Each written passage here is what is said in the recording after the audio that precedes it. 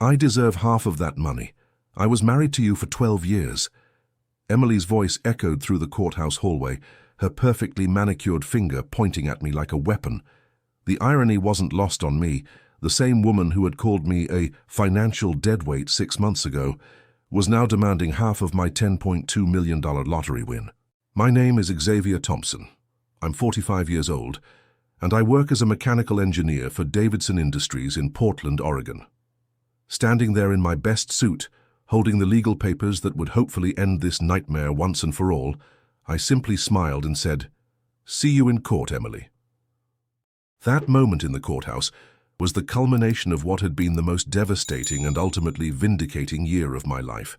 6 months earlier, I had discovered that my wife of 12 years had been systematically cheating on me, stealing from our joint accounts, and planning to divorce me while hiding assets. What she didn't know was that her betrayal had awakened something in me, a methodical, patient side that would eventually orchestrate one of the most satisfying cases of karma I've ever witnessed. Let me take you back to where it all began. It was a Tuesday morning, March 15th, 2023, at exactly 7:23 a.m. when I found the first piece of evidence. Emily had left her laptop open on the kitchen counter, something she never did. As I walked past to grab my coffee, I saw a message notification pop up from someone named Marcus, CEO. The preview read, "Can't wait to spend your husband's money on our Cabo trip, baby." Something shifted inside me at that moment. Not anger, not rage, focus. Pure crystalline focus. I didn't confront her, I didn't slam the laptop shut or demand explanations. Instead, I calmly finished making my coffee, kissed Emily goodbye like I had every morning for 12 years, and went to work. But something had fundamentally changed. The trusting husband was gone, replaced by someone who understood that information was power, and power required patience. Emily and I had met in 2011 at a charity engineering conference in Seattle. She was working as a marketing coordinator for a tech startup, and I was presenting a paper on sustainable manufacturing processes. She approached me after my presentation, claiming to be fascinated by my work. I was 33, she was 28, and I fell hard for her combination of ambition and seeming genuineness. Our courtship was a whirlwind. Within 8 months we were engaged. Within a year, married. I should have noticed the red flags earlier, how she always seemed more interested in my salary progression than my actual work, how she would get frustrated when I chose to save money rather than spend it on luxuries, how she treated service workers with barely concealed disdain. But I was in love. And love, as I learned, can be incredibly blind. For the first few years, things seemed perfect. I was climbing the ladder at Davidson Industries, eventually becoming a senior mechanical engineer with a specialty in industrial automation. My salary grew from $78,000 to $145,000 over our marriage. Emily bounced between marketing jobs, never staying anywhere longer than 2 years, always claiming she was too talented for her current position. In 2019, I made what I thought was a romantic gesture. I set up automatic transfers from my paycheck, $500 monthly, into a joint savings account that Emily managed, plus putting her name on all my investment accounts. I wanted her to feel secure, to know that what was mine was hers. Emily seemed thrilled, calling me the most generous husband in the world. Looking back, that was when the theft began. The discovery process after March 15th was like peeling an onion. Each layer revealed something more disturbing. I started by monitoring our joint accounts more carefully. What I found was a systematic pattern of withdrawals that Emily had been making, always just under amounts that would trigger bank notifications to me. $800 here, $200 there, always with plausible explanations when I occasionally noticed. But the laptop message had mentioned someone named Marcus. A little investigation revealed Marcus Wellington, CEO of Pinnacle Marketing Solutions, a company Emily had consulted for over the past 8 months.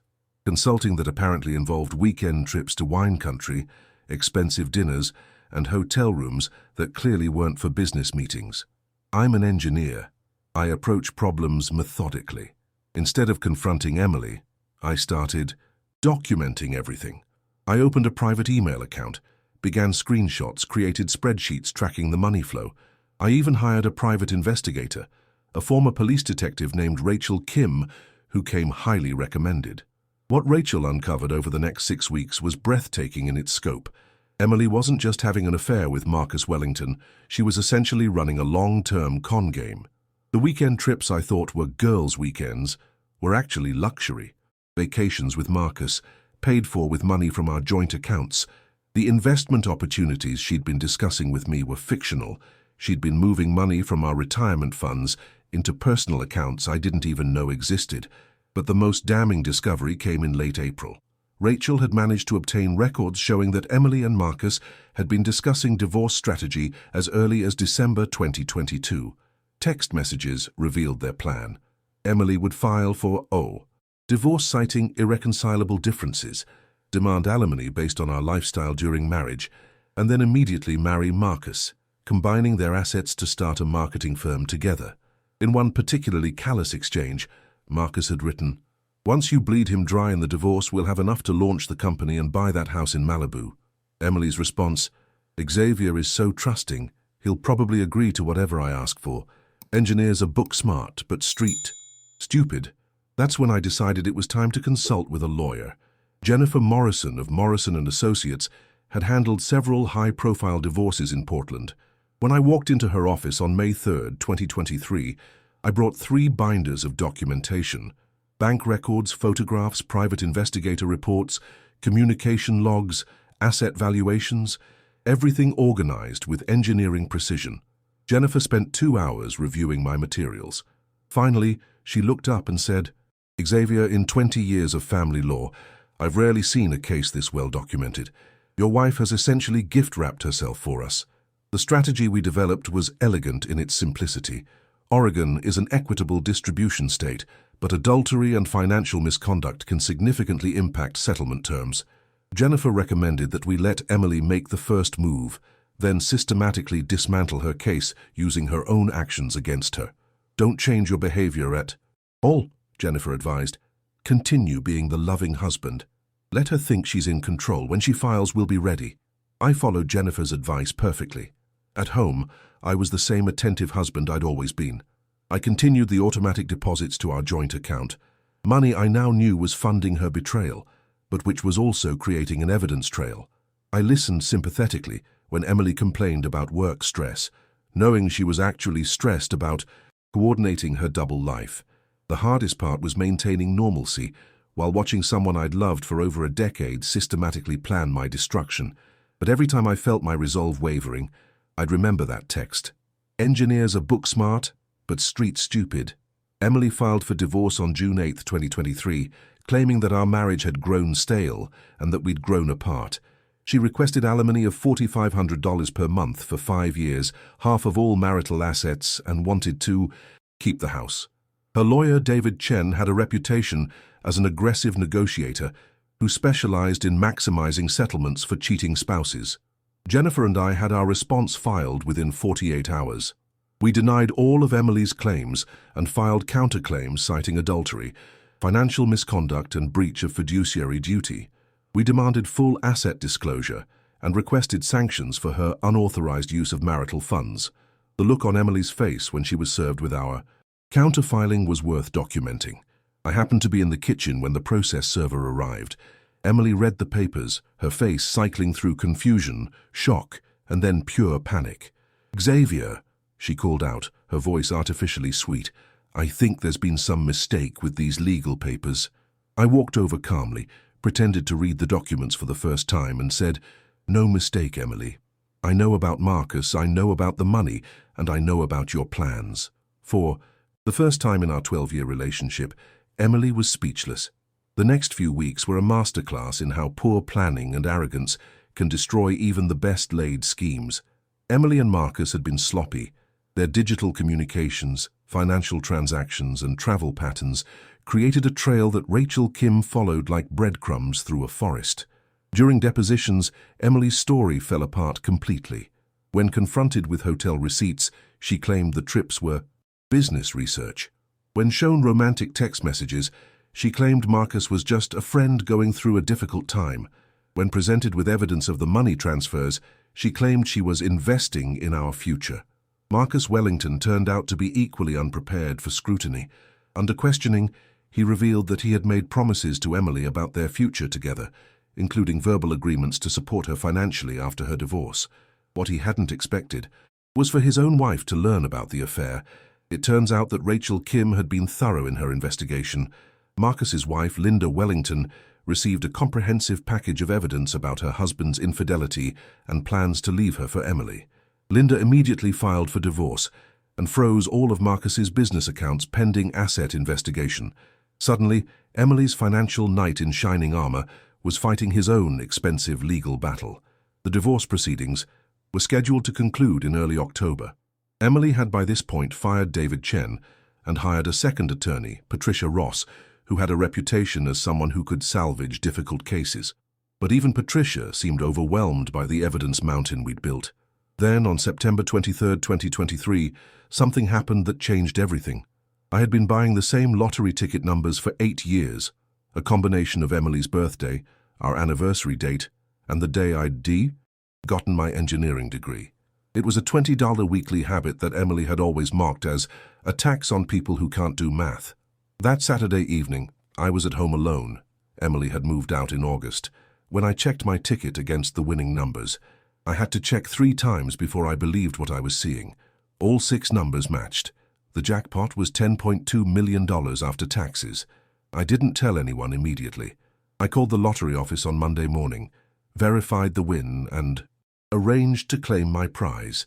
Then I called Jennifer Morrison. "Congratulations," Jennifer said after I explained the situation. "Now, let's talk about timing and strategy. Under Oregon law, lottery winnings are generally considered separate property if won after the date of separation. Emily and I had been separated since August 15th when she moved out. My ticket was purchased September 22nd and won September 23rd, clearly after separation. This should be straightforward," Jennifer explained. "But given your ex-wife's personality, I suspect she's going to try something dramatic." Jennifer's prediction proved prophetic. On October 2nd, just 3 days before our final divorce hearing, Emily's attorney filed an emergency motion claiming that I had purchased the winning lottery ticket using money from our joint account, and therefore Emily was entitled to half the winnings as marital property. The motion was legally frivolous, but emotionally devastating to Emily's case. It demonstrated exactly the kind of greed and entitlement that had characterized her behavior throughout our marriage. Even better, Emily had insisted on making a public statement to the local newspaper about the case. "I supported Xavier for 12 years, she told the Portland Tribune. "I gave up career opportunities to be a supportive wife. That lottery ticket was bought with our money that I helped earn through my sacrifices. I deserve half of those winnings, and I plan to fight for what's rightfully mine." What Emily didn't know was that I had paid for that lottery ticket with cash from my personal checking account, an account funded entirely by a freelance consulting project I'd completed after our separation. I had bank records, pay stubs, and client contracts proving the source of every dollar. The final divorce hearing was scheduled for October 5, 2023, in front of Judge Margaret Harrison, a no-nonsense family court veteran with 25 years on the bench. Jennifer and I arrived at the courthouse at 8:30 a.m. with 4 boxes of evidence and a presentation that laid out Emily's financial misconduct, adultery, and frivolous legal claims with engineering precision. Emily arrived with Patricia Ross and an attitude of righteous indignation that was about to be thoroughly dismantled. Judge Harrison called the court to order at 9:00 a.m. sharp. Patricia Ross presented Emily's case first, focusing heavily on the lottery winnings and Emily's contributions to our marriage. Emily took the stand and delivered an emotional testimony about how she had sacrificed her career to support my success and how the lottery ticket represented the culmination of our joint efforts. Then it was our turn. Jennifer's presentation was a thing of beauty. Bank records showing the systematic theft, hotel receipts from Emily's trips with Marcus, text messages revealing their conspiracy to defraud me in the divorce, evidence that Emily had been planning the divorce while secretly moving assets, and finally, complete documentation showing that the lottery ticket had been purchased with post-separation funds from my personal account. But the moment that will live in my memory forever came when Jennifer presented Emily's newspaper quote, claiming she deserved half of those winnings. Judge Harrison looked at Emily, then at her attorney, then back at Emily. "Mrs. Thompson," she said slowly, "you're asking this court to award you half of lottery winnings that your husband earned after you had already separated from him, after you had committed adultery, and after you had stolen money from joint accounts to fund that adultery." Emily, apparently not recognizing the rhetorical nature of the question, answered enthusiastically, "Yes, Your Honor, I think I've earned it." Judge Harrison stared at Emily for what felt like an eternity. Then she started laughing. Not a polite chuckle or a brief laugh of disbelief. A full, hearty laugh that went on for what Patricia Ross later timed at 4 minutes and 37 seconds. Court reporters, bailiffs, and even some observers in the gallery started laughing along. Emily's face cycled through confusion, embarrassment, and growing horror as she realized she was the object of judicial amusement. When Judge Harrison finally composed herself, she delivered a judgment that was both legally precise and personally devastating to Emily. "Mrs. Thompson," Judge Harrison began, "in 25 years on this bench, I have rarely seen a case where one party has so thoroughly documented their own misconduct while simultaneously demonstrating such breathtaking entitlement. You committed adultery. You stole marital funds. You conspired with your lover to defraud your husband in divorce proceedings. You have shown no remorse, no honesty, and no basic human decency. And now you have the audacity to demand half of lottery winnings that your husband earned after you had already betrayed and abandoned him. This court finds that you are entitled to exactly nothing from Mr. Thompson's lottery winnings. Furthermore, given your financial misconduct during the marriage, this court is awarding Mr. Thompson $47,000 in restitution for the money you stole from joint accounts. You will also pay Mr. Thompson's attorney fees in the amount of $23,500. As for alimony, your request is denied in its entirety. You have demonstrated an ability to earn income, and your adultery and financial misconduct have forfeited any claim to ongoing support. Mr. Thompson will retain his retirement accounts, his investments, and the marital home. You, Mrs. Thompson, will retain whatever personal property you removed from the marital residence. Case dismissed. The gavel came down with a finality that echoed through the courtroom. Emily sat in stunned silence for 30 seconds before turning to Patricia Ross and demanding, "Can we appeal this?" Patricia Ross, looking thoroughly exhausted, replied, "Emily, you just publicly claimed you deserved half of lottery winnings after committing adultery and stealing marital funds. A judge laughed at you for almost 5 minutes. No appeals court is going to overturn this judgment." Outside the courthouse, Emily made one final attempt at manipulation. She approached me while I was speaking with Jennifer, tears streaming down her face. "Xavier, please," she said, "we were married for 12 years. Doesn't that mean anything to you? I made mistakes, but I don't deserve this." For a moment, I felt a flicker of the old sympathy. Then I remembered her text to Marcus, "Engineers are book smart, but street stupid." "Emily," I replied calmly, "you're right that our 12 years of marriage meant something. They taught me the difference between love and manipulation, between partnership and exploitation, and between someone who deserves forgiveness and someone who deserves exactly what they get." I turned and walked away, leaving Emily standing on the courthouse steps, finally facing the consequences of her own choices. The aftermath was swift and comprehensive. Within 2 weeks, Emily had been forced to sell her new apartment to pay the restitution and legal fees. Marcus Wellington's divorce had resulted in him losing his company and most of his assets to Linda Wellington, leaving him unable to support.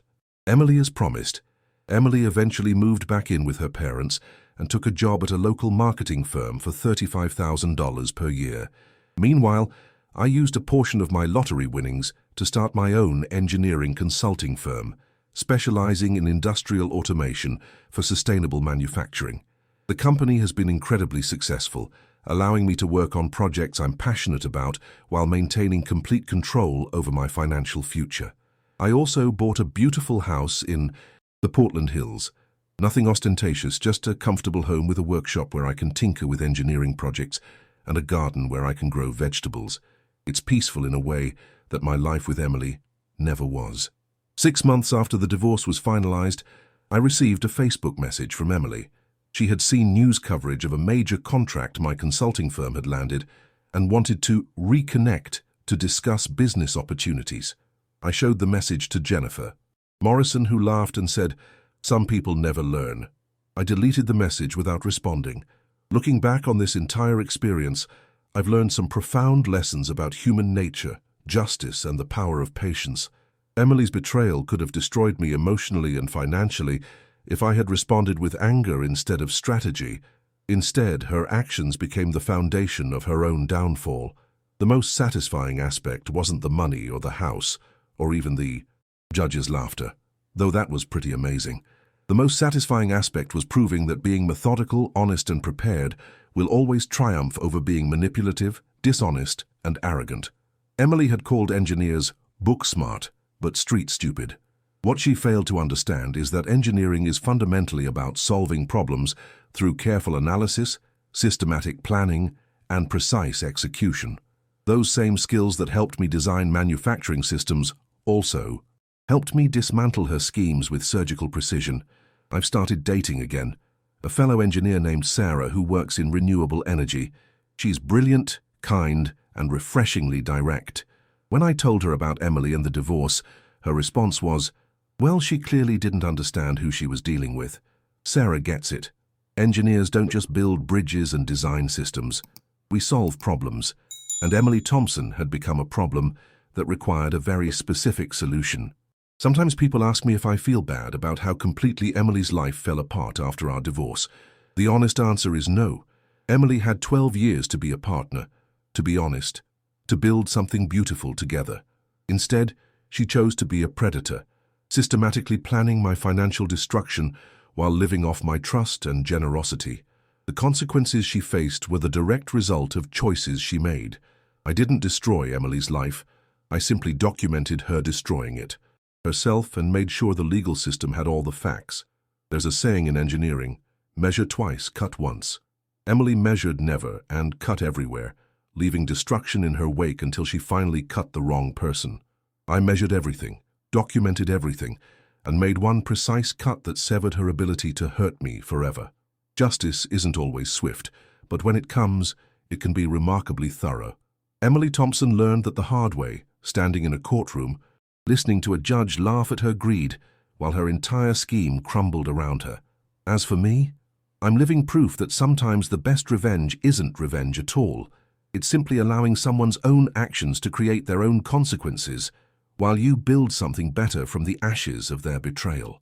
The lottery ticket Emily mocked as a tax on people who can't do math ended up being my ticket to freedom. But the real jackpot wasn't the $10.2 million. It was discovering that I'm stronger, smarter, and more resilient than I ever imagined. And sometimes late at night in my peaceful house in the hills, I remember Judge Harrison's laughter and smile. It was the sound of justice finally being served, and it was beautiful.